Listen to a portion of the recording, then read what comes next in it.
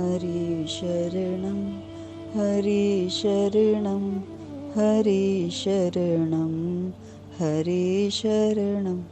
जय श्री कृष्ण। संडे सत्संग में सभी का स्वागत है। गुरुदेव और श्री कृष्ण को याद करते हुए शुरू करते हैं आज का सत्संग। आत्मज्ञान अनुभव की जो कोई पूछे बात, सो गूंगा गुड़ खाए के कहे कौन मुख स्वाद।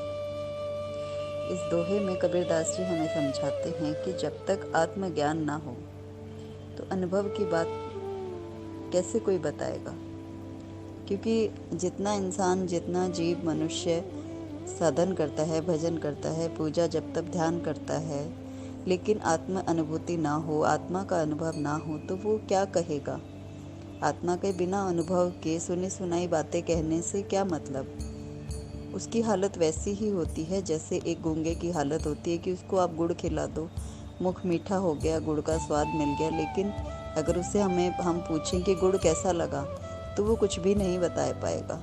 बस यही हालत एक ऐसे मनुष्य की है जिसको आत्मा का ज्ञान नहीं हुआ, आत्म साक्षात्कार नहीं हुआ। तो भगवान को पाने का तरीका क्या है? भगवान को पाने का सिर्फ एक तरीका सभी संतों ने, भक्तों ने हमें बताया कि परमात्मा सब जगह हैं, व्यापक रूप से हैं, लेकिन उनको प्रेम के बिना नहीं पाया जा सकता। हरि व्यापक सर्वत्र समाना, प्रेम ते प्रकट होई मैं जाना। हर भक्त ने अपना अनुभव अंत में यही बताया कि हमने सब कुछ किया, सारे प्रयास किए, सारे साधन करे, बहुत सारे तरीकों से हमने परमात्मा को प्रसन्न करने का प्रयास किया, लेकिन जैसे ही मन में उनकी कृपा से उनका प्रेम प्रकट हुआ, हमने उन्हें पा लिया। हम और वो एक हो गए। मेरा और कृष्ण में कोई अंतर नहीं, मेरा ही कृष्ण है और कृष्ण ही मेरा है। क्योंकि प्रेम एक अनुभूति है, प्रेम एक दिव्य शक्ति है। जैसे एक दीपक और दो दीपक, दूसरा दीपक और एक दीपक आमने सामने रखे हैं, हम उन्हें संसारिक आंख से देखते हैं तो वो दो तरह की उसमें ज्योति जगती हुई दिखाई देती है कि एक दिया जग रहा है और दूसरा भी जल रहा है। लेकिन जैसे ही अगर दूसरी लौ को उसके पास ही रख दें तो वो बाती दो रहेगी, नीचे जो दो बाती है उनकी लो एक होकर एक हो जाती है, फिर उसमें कोई भेद नहीं रहता। बस इसी तरह एक भक्त अपना समर्पण हरि के प्रति करता है कि जो ही वो परमात्मा के नज़दीक जाता है, अपने आप को समर्पित करता है, अपना तन मन संस्कार स्वभाव प्रकृति अच्छा बुरा गुण अवगुण सब कुछ परमात्मा को न्यौछावर कर देता है। एक बाती की तरह कि वो परमात्मा जो ज्योति स्वरूप है, प्रकाश स्वरूप है, उनके समक्ष जाकर वो भी, उसके भीतर भी प्रकाश जल उठता है, प्रेम का दीपक जल उठता है और वो परमात्मा का प्रकाश और जीवात्मा का प्रकाश एक होकर परम प्रकाश बन जाता है, परम प्रकाश बन जाता है। तो कोई भेद ही नहीं रहता, क्योंकि प्रेम ऐसी ही अभिव्यक्ति है कि जब भेद खत्म हो जाए, जब तक भेद है तब तक प्रेम है ही नहीं। और प्रेम करने के लिए एक होना आवश्यक है। जब तक हम ईश्वर की ओर उनको पाने के प्रयास से चलते हैं, अनुभव के लिए चलते हैं, सिद्धियों के लिए चलते हैं, हमें कुछ भी हासिल नहीं होता। क्योंकि हमारे भाव वैसे नहीं हैं। हम सिर्फ अगर हम ये चाहें कि हम मदारी की जैसे डुगडुगी बजाएं और हमारे चारों तरफ भीड़ इकट्ठी हो जाए, तो वो तो एक तमाशा बनकर रह जाता है। भक्ति का प्रदर्शन तो कभी भी नहीं होता। भक्ति तो वो प्रकाश है, वो महक है जो अपनी महक, अपना अस्तित्व दूसरे मनुष्य पर छोड़ देती है, छाप अपनी छोड़ देती है कि ये कृष्ण का है तो मैं भी कृष्ण का हूँ, या मुझे भी कृष्ण का होना है।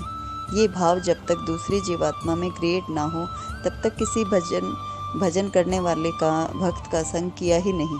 जैसे ही हम किसी भक्त के समक्ष बैठते हैं, उसकी ऑरा को अनुभव करते हैं, तो हमें पता चलता है कि उसमें जो सहजता है, सरलता है, आनंद है, अनुभूतियाँ हैं, प्रकाश है, सत्य है, निडरता है, निर्भीकता है, प्रेम है, विश्वास है, दृढ़ता है, सादगी है, वो कहाँ से है?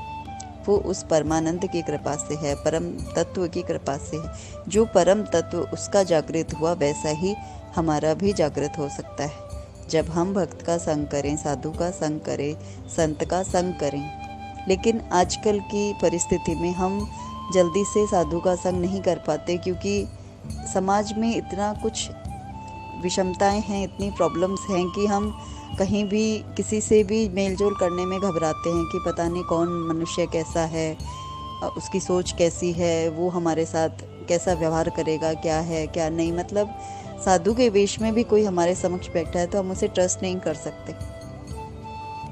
लेकिन हमें भगवान ने एक अनुभूति, एक ऑरा को अनुभव करने का परम प्रकाश सभी को दिया है। हमारे साथ जब भी कुछ अच्छा होने वाला होता है, बुरा होने वाला होता है, हमें फील होता है, हमें पता चलता है कि कुछ गड़बड़ होने वाली है, कुछ अच्छा होने वाला है, कोई खुशियाँ आने वाली है। वैसे ही जब हमारे समक्ष कोई गुरु हो, भक्त हो, प्रेमी हो, सत्संगी हो, तो उनके समक्ष जाते ही हम अच्छे और बुरे का पहचान हम कर लेते हैं कि कौन इंसान पॉजिटिव है, कौन इंसान नेगेटिव है, कौन इंसान कैसा है।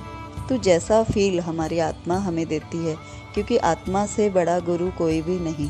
जब आत्मा अपना रिएक्शन देती है, आत्मा जब हमें आंसर करती है, तो हमें समझ जाना चाहिए कि वो हमारे भीतर की आवाज़ है। वो परमात्मा हमें उस जीवात्मा से जोड़ना चाहता है।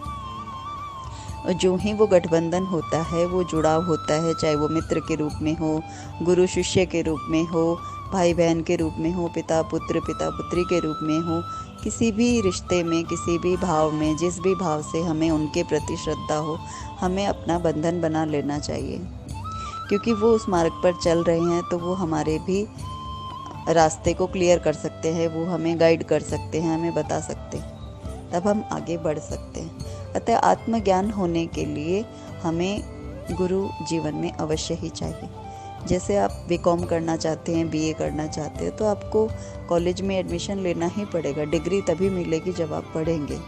इसलिए आत्म साक्षात्कार, आत्मज्ञान भी एक डिग्री है अध्यात्म की, और वो डिग्री आपको तभी मिलेगी जब आप प्रयास करेंगे, मेहनत करेंगे और दृढ़ता से उसमें लगे रहेंगे। क्योंकि एक स्कूल में 100 बच्चे पढ़ते हैं, सभी फर्स्ट नहीं आते, सभी स्कॉलरशिप नहीं ले पाते, सभी का नाम न्यूज़पेपर में नहीं आता, क्योंकि हर बच्चा उतना मेहनत नहीं कर पाता, हर बच्चे का अपना कैलिबर होता है।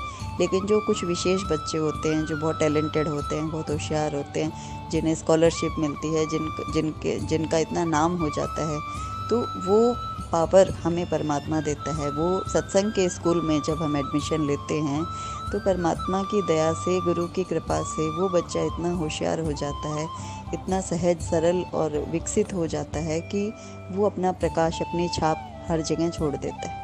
जैसे ही एक भक्त के सानिध्य में हम बैठते हैं, हमें पता चल जाता है कि ये प्रेमी है, ये भक्त है, ये डूबा हुआ है, ये भीगा हुआ है, क्योंकि वो प्रेम के अश्रु और प्रेम की गहराई, भावों की सुंदरता हमें भी भिगो देती है, हमें भी छू लेती है, हमारी रूह में महक आने लगती है प्रेम की। अतः जीवन में जब भी गुरु, भक्त, साधु, संत का सानिध्य मिले, हमें चूकना नहीं चाहिए। हम जितना भजन, जितना सत्संग कर पाएँ जीते जी, उतना ही हमारी राम नाम रूपी पूंजी एकत्रित होती है। जब हम इन संसार से विदा होंगे तो हमारे साथ वो धन, वो माया वाला धन तो यहीं रह जाएगा, लेकिन जो राम नाम की पूंजी हमने एकत्रित करी है, वही एकमात्र पूंजी हमारे साथ जाने वाली, और वही पूंजी हमें कृष्ण लोक ले जाएगी, ठाकुर के चरणों में ले जाकर बिठा देगी। क्योंकि अंत तो यही है कि अंत में परिणाम यही है कि राम से बड़ा राम का नाम, कि राम से बड़ा राम का नाम है कि नाम लेते लेते ही हम राम तक पहुंच सकते हैं, और कोई अन्य उपाय है ही नहीं। और भजन का अगर हम ये सोचें कि हम बुढ़ापे में करेंगे तो ये हमारी बहुत बड़ी मूर्खता है। क्योंकि तुलसी जी भी कहते हैं कि तुलसी पिछले पाप ते हरि चर्चा ना सुहाए। पूर्व जन्म के पाप संस्कार की वजह से हमें हरि चर्चा अच्छी नहीं लगती, भजन में मन नहीं लगता, मन में इतने विकार भरे हुए हैं, इतना कचरा भरा हुआ है कि प्रभु का भजन रूपी धन जो इतना कीमती है, जैसे कोहिनूर का हीरा होता है, उसको रखने के लिए हम बहुत एक ऐसे अच्छी तिजोरी बनवाते हैं, बढ़िया हो, जो मजबूत हो, जो कोई ना खोल सके। ऐसे ही हृदय जब तक साफ सुथरा नहीं होगा, सुंदर नहीं होगा, मजबूत नहीं होगा, तब तक उसमें हम राम नाम रूपी कोहिनूर का हीरा कैसे रखेंगे। उसको रखने के लिए एक स्पेशल सिंहासन चाहिए, साफ सुथरा हो, सुंदर हो, प्रकाशवान हो, जिसे देखते ही हर जीव कहे उठे कि ये ठाकुर का है, ये प्रेमी है, ये कृष्ण का है। और जिस पर कृष्ण भी रीझ जाएं, उस हीरे को कृष्ण अपने मुकुट में धारण कर ले। ऐसा बनने के लिए भजन तो करना ही पड़ेगा। भगवान ने कब कहा कि हम संसार को छोड़कर भजन में लग जाएं? भगवान तो ये कहते हैं कि संसार में रहकर, संसार में अपनी हर क्रिया को करते करते मुझे भज लो। मेरा भजन हर क्रिया को करते करते करो, जैसे गोपियों ने करा। हर काम को करते हुए अपने ठाकुर को पा लिया। उन्हें तो बल्कि प्रयास करना पड़ता था कि कैसे कृष्ण उनके हृदय से निकल जाएं। इसलिए भगवान का भजन करने के लिए कुछ भी अन्यत्र प्रयास की ज़रूरत नहीं है। हम थोड़ी बहुत देर भी अपने साथ बैठें, 10-5 मिनट भी खुद को दें, अपने अंदर झांकें, अपने भीतर बेचैन मन को ढूंढें कि ये मन कहाँ है जो हमें इधर उधर बिखेरता रहता है, हमें उधेड़-बुन में डाल देता है कि हम क्या करें और क्या नहीं करें। हम अपने सत्य को कैसे जानें, हम किस लिए हमने मनुष्य जन्म लिया है, हम क्यों हैं, हम किस वजह से इस धरती पर आए। ये क्वेश्चंस हमें खुद से करने चाहिए। जब हम खुद में अपने आंसर ढूंढेंगे तो हमारी आत्मा हमें जवाब देती है। और यदि हम दीक्षित हैं, हरि के प्रेमी हैं, तो हमारे भीतर, हमारे हृदय में बैठे हुए हमारे प्राण रूप गुरु, हमारे परमात्मा, हमारे ठाकुर, हमारे कृष्ण हमें रिप्लाई करते हैं। और जैसे ही उनका रिप्लाई हमें मिलता है, वैसे ही हम आगे बढ़ने लग जाते हैं। और जहाँ कहीं भी कोई रुकावट आती है, कोई ऑब्स्टिकल आता है, तुरंत प्रभु हमें थाम लेते हैं, गिरने नहीं देते। इसलिए हरि का नाम लेते चलते रहिए, भजते रहिए। हरे राम राम राम हरे हरे, हरे कृष्णा कृष्णा कृष्णा हरे हरे। जय श्री कृष्ण।